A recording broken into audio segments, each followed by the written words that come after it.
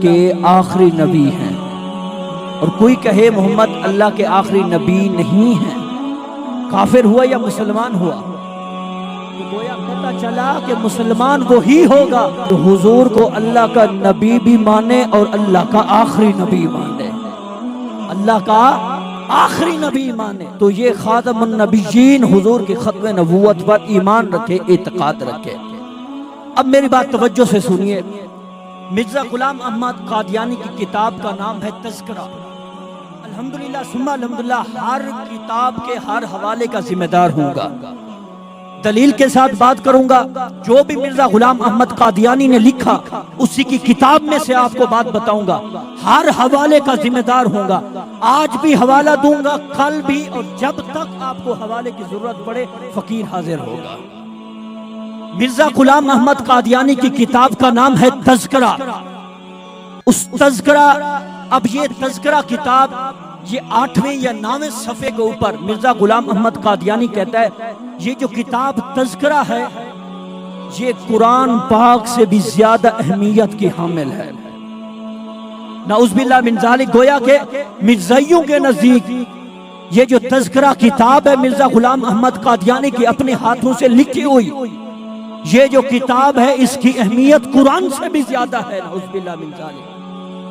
اور اسی کتاب کے تذکرہ کے اندر مرزا غلام احمد قادیانی یہ قرآن کی آیت لکھتا ہے، محمد الرسول اللہ صلی اللہ تعالی علیہ وآلہ وسلم، کہ محمد اللہ کے رسول ہیں۔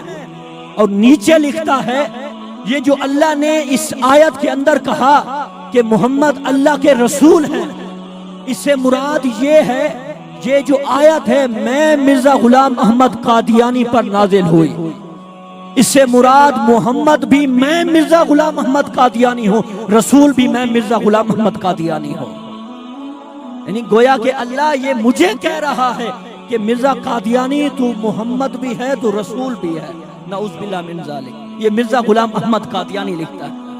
اب یہ جو آیت قرآن مجید کی حضور کی شان کے اوپر نازل ہوئی، قل ان کنتم تحبون اللہ فاتبعونی یحببکم اللہ، مرزا غلام احمد قادیانی کہتے ہیں یہ آیت بھی میرے اوپر نازل ہوئی۔ اب یہ جو آیت ہے الرحمن علم القرآن، مرزا غلام احمد قادیانی کہتے ہیں یہ آیت بھی میرے اوپر نازل ہوئی، استغفر اللہ۔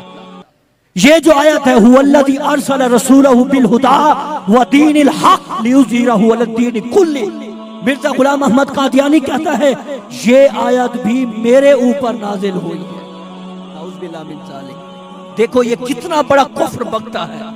اللہ رب العزت نے الحم سے لے کر والناس کی سین تک سارا قرآن اپنے محمد مصطفیٰ کی شان پر اتارا ہے۔ یہ قرآن سارا حضور کی شان پر ہے۔ اب آگے بات یہاں پر بھی ختم نہیں ہوئی، آگے مرزا غلام احمد قادیانی حضرت عیسیٰ علیہ السلام کی توہین کرتا ہے۔ حضرت عیسیٰ کی توہین کے اندر یہ لکھتا ہے، یہ کہتا ہے جو مریم کا بیٹا عیسیٰ ہے اس کا ذکر چھوڑو، اس سے بہتر تو مرزا غلام احمد قادیانی کا ذکر ہے۔ یہ مرزا غلام احمد قادیانی۔ اب میں نے الحمدللہ کتابوں کے اوپر، اس کی کتابوں کے اوپر ریسرچ کیا، پڑھا، اس بدبخت نے غلیظ گالیاں بکی ہیں حضرت عیسیٰ علیہ السلام کو، کیا کیا نہیں کہا۔ میں مہذب سے مہذب گفتگو بھی کروں پھر بھی آپ کے سامنے جو اس بدبخت نے گالیاں بکی ہیں وہ آپ کے سامنے بیان نہیں کر سکتا۔ اس کی کتاب کو اٹھائیں، اس کی کتاب جو ملفوظات ہیں اس کو اٹھائیں، اس کے اندر یہ ساری گالیاں حضرت عیسیٰ علیہ السلام کے خلاف اس نے بکی ہے۔ اللہ کا ہر نبی سچا ہے، اللہ کا ہر نبی شان والا ہے، اللہ کا ہر نبی بلندیوں والا ہے، لیکن اس بدبخت کو شرم ہے نہ کوئی حیا ہے۔ اللہ اکبر۔ آگے آپ کو بتاؤں اس بدبخت نے اہل بیت اطہار کے اوپر کتنی گالیاں بکی ہیں اور کس طرح اس نے توہین کی ہے اہل بیت کی۔ میں سارے لوگوں کو مخاطب کہہ کے کہنا چاہتا ہوں، چاہے وہ شیعہ کمیونٹی سے ہوں، چاہے دیوبندی مکتبہ فکر سے ہوں، سنی مکتبہ فکر سے ہوں، میں کہتا ہوں یہ ایمان کا مسئلہ ہے۔ ذرا دیکھیں اپنے ارد گرد اس فتنے کو کچلنے میں ایک ساتھ ہو جائیں۔ اب اس بدبخت نے اہل بیت کی کس طرح توہین کی۔